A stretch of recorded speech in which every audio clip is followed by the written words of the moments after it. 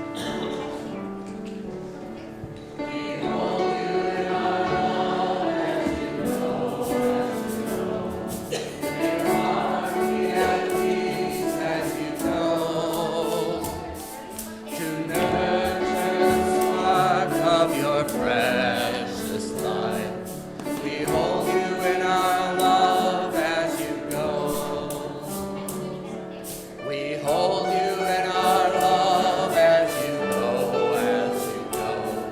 May your hearts be at peace as you go. To nurture the spark of your precious life, we hold you in our love as you go.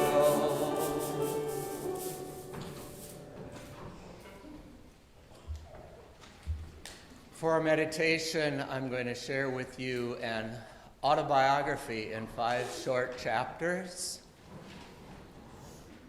And I will invite you at the end of the short chapters to have a short period of silence until I ring the bell.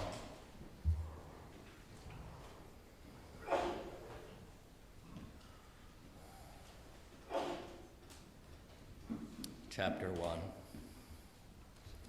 I walk down the street. There is a deep hole in the sidewalk.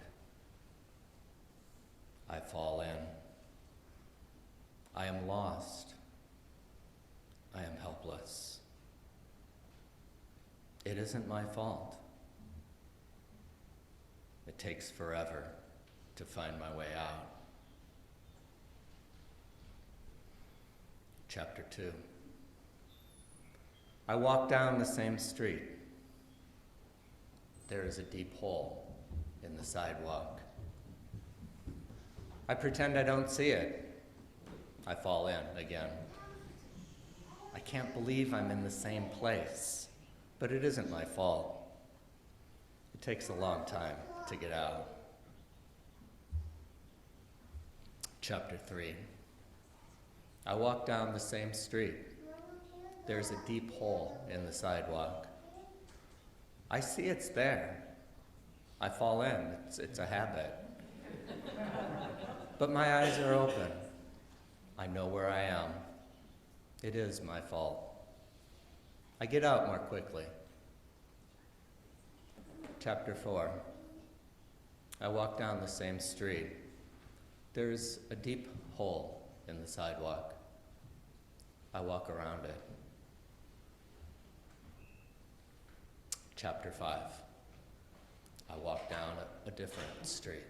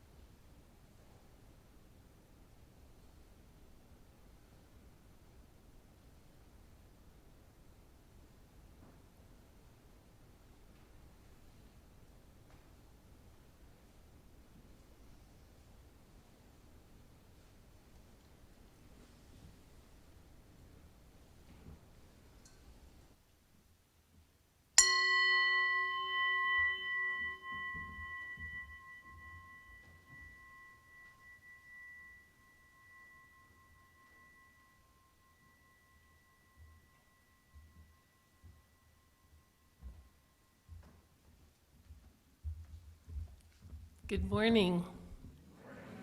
It's good to see that you came this morning after last night's festivities. In January's anti-racism moment, I laid out the lived experience of Native peoples through genocide, removal, and assimilation with the articulated purpose of destroying their culture, diminishing them, and causing deep cultural and historical trauma. Today I want to share with you about Native art and artists. Around 1930, an image of an American Indian entitled "The End of the Trail." How many of you seen that image? It was modeled after a statue by James Earl Fraser, and it was widely popular. In this image, an Indian seated on an exhausted, wind-blown horse whose head almost touches the ground. The figure is despondently slumped over, his spear dangling from his hands is touching the earth. The whole picture embodies the physical exhaustion and suffering of a people forcibly driven to the end of the trail.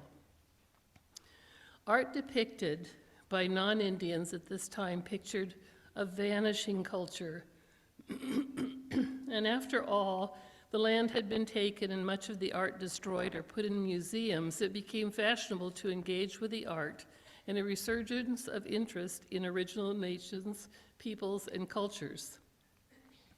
The old photographs that had been hidden away would be brought out for interpretations. Much of the cultural artifacts, including the photos, would be in museums where they would be visited by curious tourists trying to remain open-minded. The art was considered beautiful but primitive.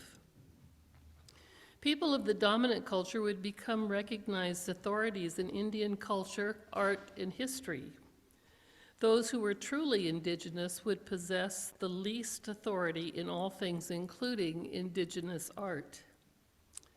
To end, I want to share my personal experiences with two indigenous friends who have been impacted by settler stereotypes and worldviews, and sometimes even by their own people. The first is Bobby Kitzman, a Navajo woman who was raised off the reservation but returned as an adult. I saw a documentary film called A Homecoming, made by her daughter, and it inspired my wish to meet her in person. So on a trip to New Mexico in 2009, my husband and I arranged to visit Bobby and her partner in their hometown in Tohatchee on the Navajo reservation. Bobby's story is that when she returned to the reservation, she was not welcomed and she was shunned. She didn't speak the language. She recycled trash in her hometown, and she spent any money she made rescuing abused and sick res dogs, and she still does that to this day. She had been trained as an artist and painted huge landscapes, like 7 feet long and 5 feet tall, that showed the landscape and rocky buttes and the fauna. Her paintings were so precise that locals could call out the names of specific places that she was painting. But when Bobby went to find buyers for her work and her masterpieces, she was told there wasn't a market for her work because they weren't Indian enough. The second is a musical artist, my friend, Swill Canum, Lummy. When he was in school in Ferndale, he desperately wanted to play the violin. His adoptive parents would not sign a permission slip for him, and his teachers signed the permission slip in his parents' name. He practiced at his friend's house without his parents' knowledge. He also was bullied by classmates who taunted him, "Indians don't play violins." Swill Canum's reply was, "It has a bow, you know." Swill Canum's life work is honoring people by being present to them, seeing their goodness, their gifts, their possibilities, so that those in his presence sees that for themselves. People leave his presence with calmness and hope. In the last 14 months, Swill Canum has put 30,000 miles on his car, traveling here and beyond with his musical and storytelling ministry. Swill Canum will end the anti-racism moment playing How Great Thou Art, and later an original piece thanking the people during our morning offering. After the service, he will be in the foyer. I encourage you to greet him. You may look into his eyes, shake his hand if you wish, share a word with him. I promise you will see him and he will see you. In addition, I'd like you to participate in a protocol of Coast Salish peoples. You could pass him a quarter or a small bill, not as payment for having played for us today or appreciation or acknowledgement, but as it was explained to me, this protocol is an act of ensuring the person receiving it would return to be with us again. If your hand is empty, you are acknowledging that everyone gives enough and that's the gift of faith. So I present to you my dear friend, Sokenam.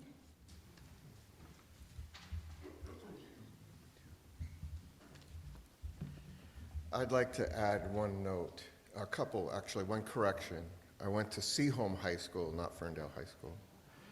Nothing wrong with Ferndale. Right? And then also that I gave my first demo CD to a record label, and they said to me that it wasn't Indian enough. So here's, while I play this piece, you're thinking that's not a native song. I want to encourage you to understand that art is that qualitative expression of being who you are while you do whatever you do. That's opened many doors for me in my life, including being on the board of the Seattle Symphony, which is really amazing that I can sit in a room with some of the wealthiest, financially wealthiest people in the world, and they feel like I have something to offer. That is art. This is called How Great Thou Art.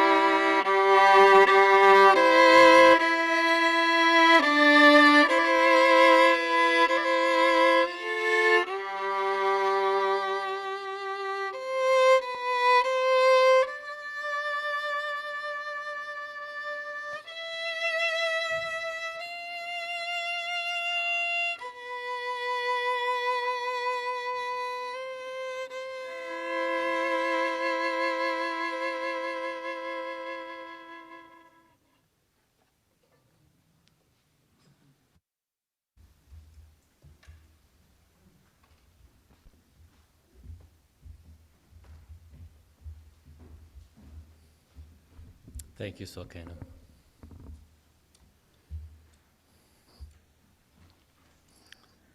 In the 4th century of the Common Era, a Christian monk named Evagrius, living in the desert, wrote a book on demonology in which he listed certain wicked thoughts, each caused by its own evil spirit. You may be familiar with one or more of these: gluttony, lust, greed, arrogance, despair, anger. Michael acedia. Betts sent out instructions how. No.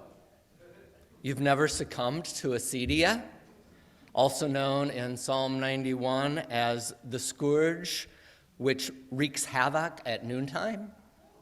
I certainly have. But like the Greek and Roman translators of antiquity, I find it hard to put acedia into everyday words. Over the centuries, those demons on Evagrius's guilty conscience have been combined and remixed to become what are known now as the 7 deadly sins. Unfortunately, that list can be translated from Latin into English in a variety of ways. So different translations provide us with a lot more than 7 potential deadly sins, including some emotions and thoughts that, depending on their context, should definitely not be thought of as sinful, including sorrow and depression, self-esteem and pleasure. Those of you who are most acquainted with sin, your own or others, may be wondering, what about the S word? Sloth. Yes, that's the most common translation of acedia, sloth or laziness. But neither of these capture the complexity of the affliction, which, when understood with more nuance, begins to move out of the realm of sin and failure. What I like about acedia, I mean the word. It's not like I like being slothful and lazy. I mean, ask my wife. I mean, no, I don't like that. What I like about the word acedia is that it sounds like a disease rather than a sin.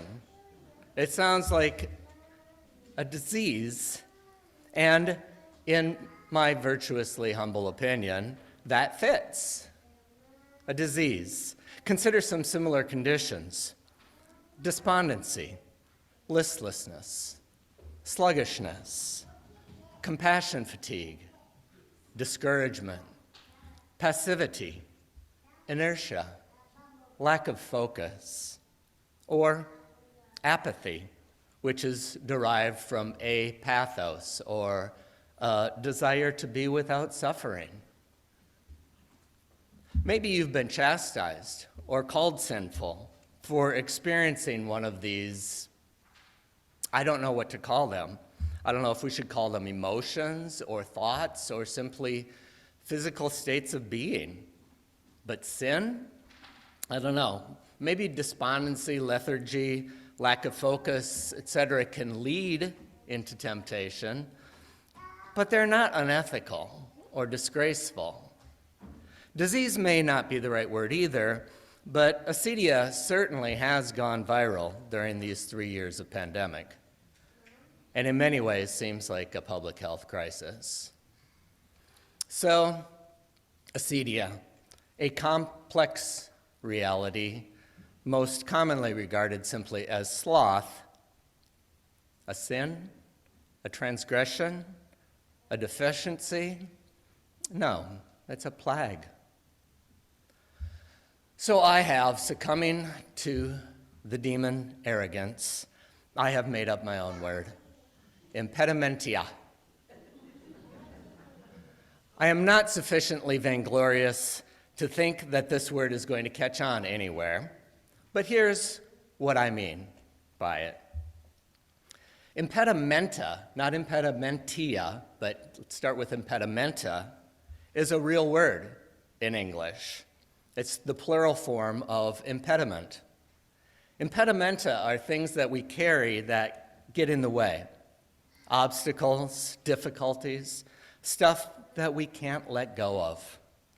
Derived from the original Latin, impedimenta was the equipment carried by an army, baggage that impeded their progress. If you've ever prepared for a simple weekend vacation by piling 2 carloads of stuff on the driveway and then trying to fit it all into one car, and then stopping for gas in the rain and remembering that your raincoat is way at the bottom of the heap, pulling it all out and then trying to push it back in, well, then you've experienced impedimentia. Or maybe you've had the good sense to foresee such difficulties, so you just stay home and feel miserable. That too is impedimentia. So whether we're staying or going, we can feel stuck.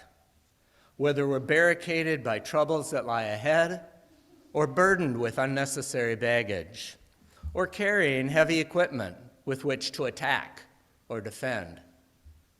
Curses!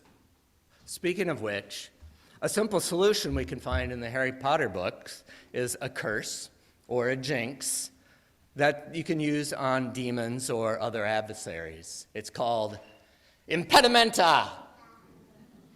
Wave your wand to hinder or block your opponent. I'm not making this up. Impedimenta.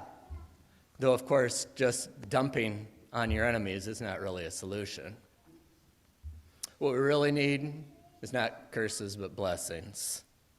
Blessings to remove obstacles like regret, grief, inability to forgive, fear of failure, fear of success. Blessings for times of being stuck in expectations, stuck with goals that are no longer pertinent, or strategies that no longer work. When we can't write that one letter of apology or thanks, when we can't throw out that last box of junk, can't tell someone yes, can't tell someone no, can't make a commitment, can't walk away from a mistake, or can't face another damn opportunity for personal growth. If only there were blessings to cure these diseases, some kind of salve. Salve, by the way, derived from salve, which I remember from one of my first high school Latin textbooks, kind of the equivalent of the Dick and Jane books, in which these sailors out on a boat in the Mediterranean are beset by a raging storm, and they cry out, "Salve me, Jesus, salve me, Salvator."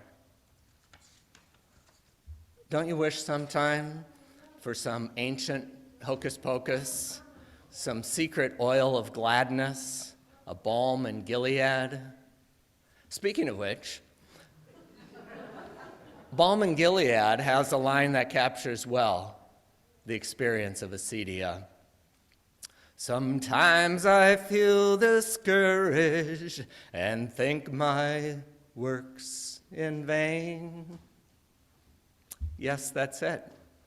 Paradoxically, when I'm dissatisfied with the status quo, when I hope desperately that things can change, and yet I fear that anything that I could do can't do much in the larger system.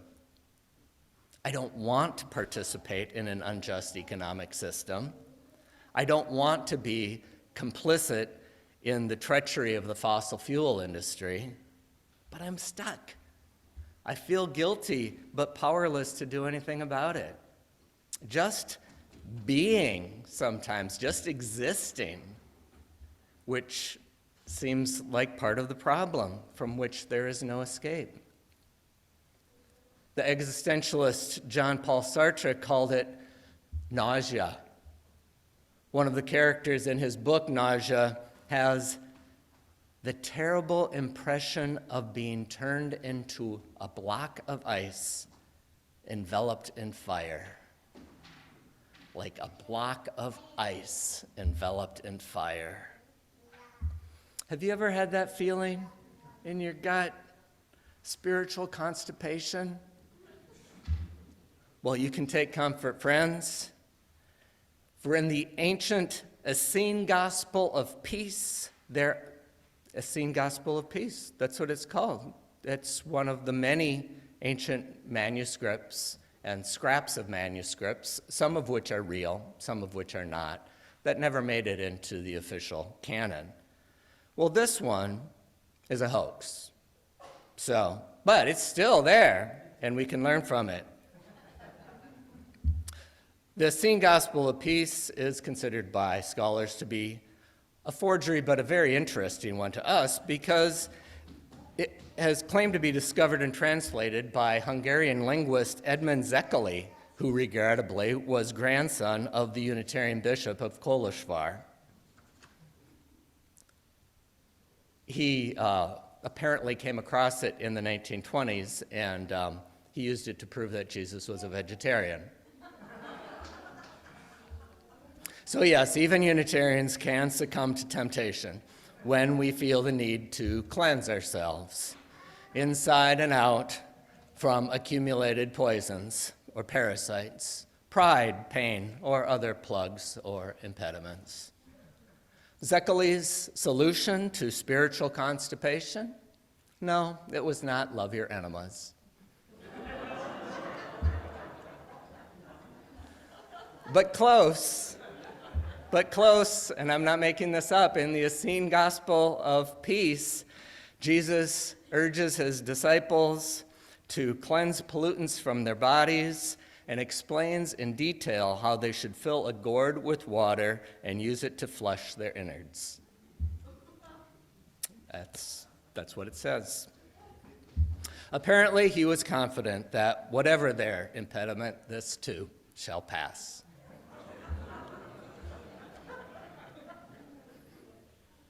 In the movie Everything, Everywhere, All at Once, the characters, overwhelmed, as you might guess, by everything, everywhere, all at once, figure out that they can escape danger by jumping into another universe. But in order to make that jump, they have to do something, anything, dramatically out of character. I can only remember, even though I watched it just a couple weeks ago, it was so disgusting. I can only remember the disgusting parts. The least one, the one that I can repeat, is eating a ceramic frog. I don't recommend that, but I do find often that when I'm stuck, just doing something that is extra playful or out of character seems to be a good solution, knock me out of the rut. My late colleague, Reverend Max Coots, liked to sculpt gargoyles out of clay, at once frightening and absurd. He also wrote poetry, including this, about little deaths. It's the little deaths before the final time, I fear. The blasé shrug that quietly replaces exciting curiosity. The cynic sneer that takes place of innocence. The soft, sweet odor of success that overcomes a sense of sympathy. The self-betrayals that rob us of our will to trust. The ridicule of vision. The barren blindness to what was once our sense of beauty. These are the deaths that come so quietly that we don't even know that we have died.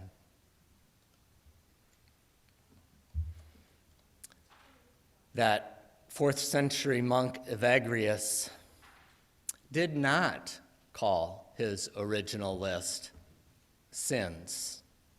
That designation came from later interpretations by the medieval scholastics who liked to argue about how many angels could dance on the head of a pin. No, Evagrius thought of his demons as confrontations with evil spirits that are simply occupational hazards. This is the way it is. The scourge of midday is what he observed came upon himself and his fellow monks when it got too hot to work outside.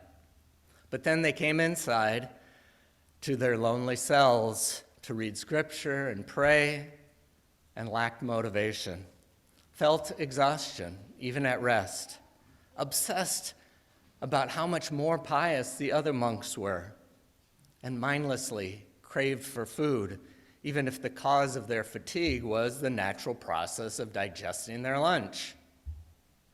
And when finally overwhelmed by all of these, attempting to find solace in sleep.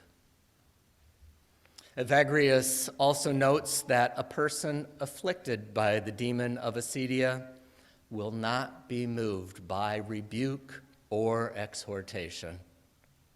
They are, in biblical terms, like the church described in the book of Revelation, which is neither hot nor cold, but spiritually numb and inert. They suffer from what 16th century mystic John of the Cross called a dark night of the soul, which can strike anyone on their spiritual path, simply because of the rigors of that path. Ultimately, the cause of acedia seems to be an incomplete view of the way things are, not a sin, but an inability to come to terms with the prevalence of sin and suffering in the world.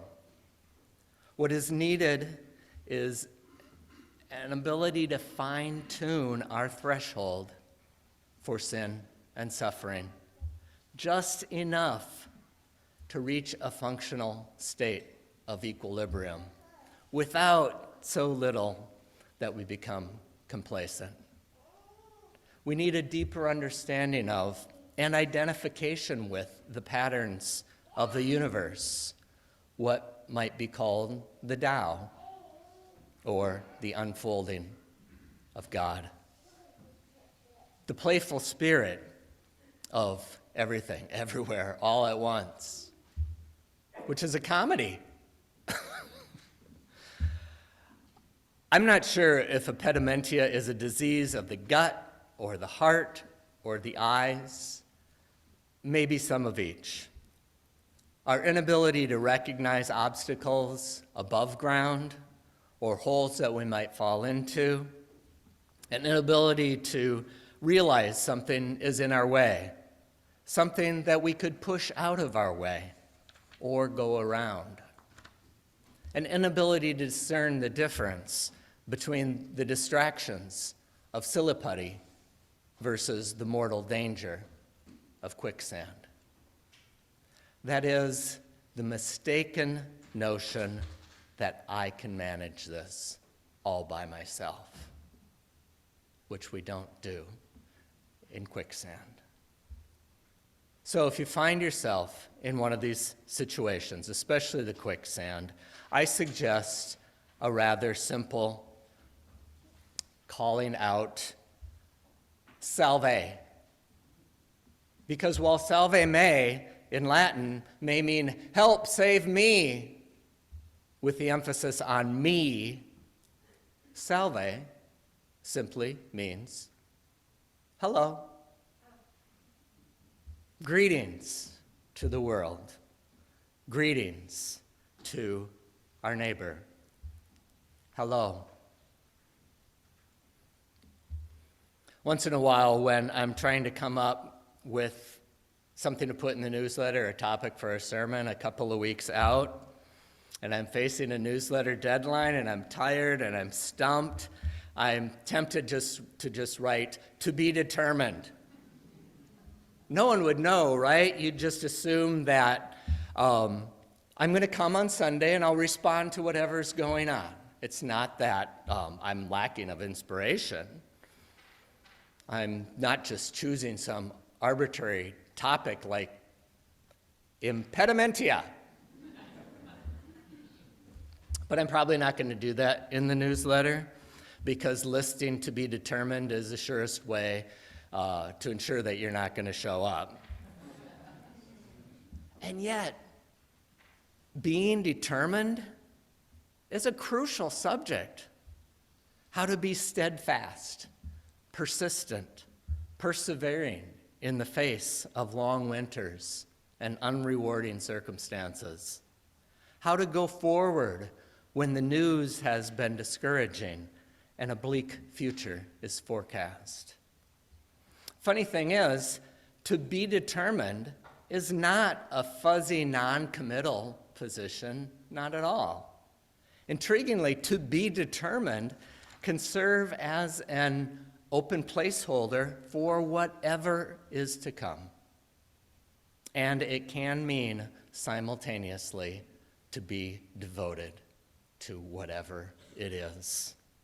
In a deep pragmatic sense, to be determined is to be unburdened by impedimenta or expectations, pursuing our values step by step without the unnecessary load of needing a particular conclusion. Amen.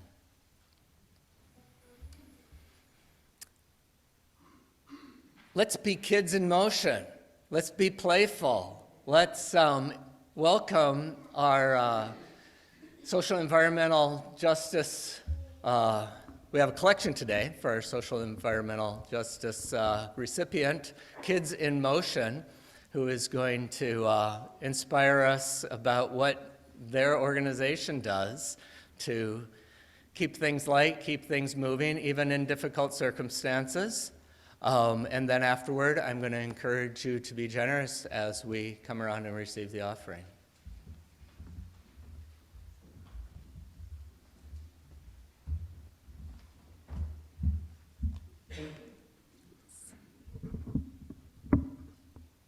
Good morning. First of all, thank you for inviting me here today, and I just want to let you know I appreciate just how welcoming everybody has been. Kids in Motion is a nonprofit organization founded by Julia Creech, who's a physical therapy assistant. She had volunteered with her certified therapy dog, Rocky, at the Children's Neurodevelopmental Program at Peace Health, and she realized wait lists for therapies in Whatcom County were long, and there was a need for more services in the area. Kids in Motion does not discriminate services based on a family's insurance plan. A lot of private providers in Whatcom County are not nonprofit, and they will prioritize families with private insurance over state-funded insurance because the reimbursement rates are higher. We provide physical therapy, which you can think of as kind of gross motor skills, sitting, standing, crawling, walking, balance, occupational therapy, fine motor skills, writing, buttoning your shirt, clothes, daily activities such as dressing, sensory issues, helping kiddos be able to get on the bus without having to worry about the loud noises and helping them deal with those things. And then what I do, and I forgot to introduce myself, I'm Erin Cristobaro, speech-language pathologist. And I work with kids with articulation and speech sound disorders, receptive language issues, which is receptive languages, how we hear language, how we process language, expressive language delays, how we communicate and use language, fluency, things like that. We serve kids with a wide range of differences, and some of those kiddos have developmental delays, neurodevelopmental delays. Some of these conditions are cerebral palsy, Down syndrome, autism, speech-language delays, and cognitive deficits. Families can choose to have therapy provided in their home, which is really important and critical for families maybe who have transportation issues or mobility issues, or maybe they've got younger siblings and it's hard to drag everybody into a clinic setting for therapy. They can also be seen in our therapy rooms at Christ the King, and we've partnered with them in, we have set up a sensory room for them that they can use on the weekends, and then we can use that space during the week for therapy, and it's set up with great equipment such as swings, a slide, stairs, crash pad, balance beams, all those things that are useful for therapy. We really foster close relationships with our families to maximize impacts of therapy, and we set goals that are not only meaningful and important for the child, but also the families. And working in the homes, we can really get an idea of what is important and meaningful to them. Kids in Motion is hoping to grow in size, but even as a small clinic, we have had big impacts in the lives of children in the past few years. One boy, whose parents were told by his doctors that he would never walk, took his first steps in our therapy rooms at Christ the King after working for some time with our physical therapy assistant, Julia. In fact, he helped with our closing ceremonies for our virtual Run, Roll, and Stroll fundraiser this year by taking some assisted steps over the finish line. I've personally worked with many children at Kids in Motion who have speech, sound, or phonological delays and were unintelligible. They come in and they cannot be understood, and they get really frustrated. Following services, they can communicate with their families and peers. I had one little 5-year-old client who had a significant fluency disorder, and he would get really easily frustrated at home, and he had a lot of anger issues.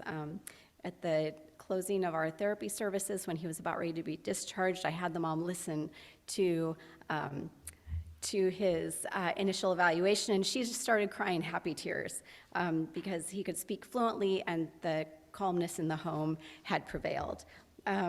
So there are many ways to support Kids in Motion, financially, by becoming a volunteer or board member, or simply by participating in our annual Run, Roll, and Stroll virtual race, which takes place over 3 weeks. You choose your distance, register, and complete your race as leisurely or as quickly as you like, and anywhere in the world you happen to be. Thank you so much for your time and generosity, and if you have any further questions, I will be available during coffee hour. Thank you.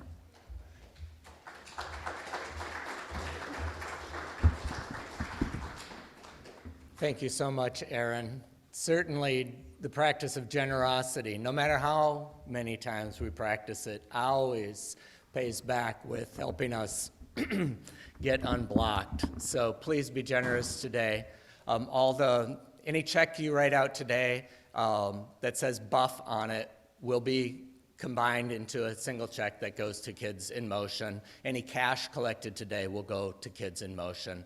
If you specifically want something to go to buff, write buff on the memo line. If you're on Zoom, there will be a slide on your screen that describes how to contribute. Thank you so much.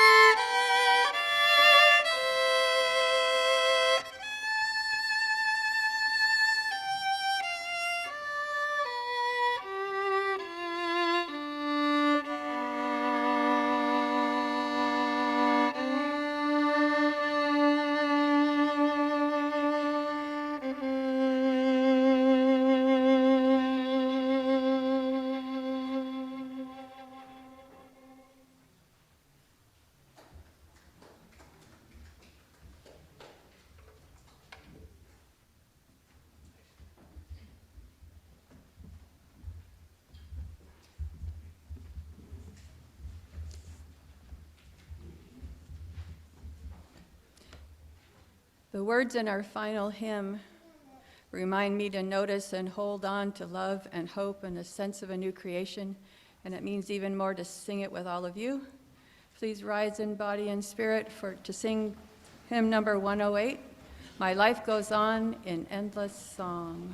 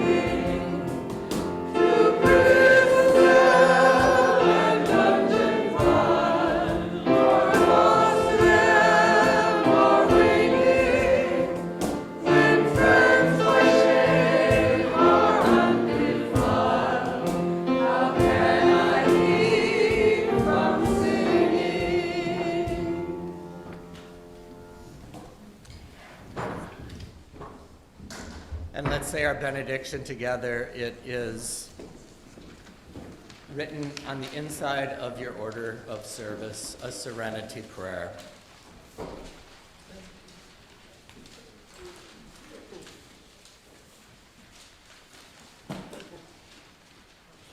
May I have the courage to change the things I can, the serenity to accept the things I cannot change, and the wisdom to know the difference. May I have patience with things that take time, appreciation for all that I have, tolerance for those with different struggles, and the strength to get up and try again, one day at a time. As I extinguish the chalice, let's circle round for freedom.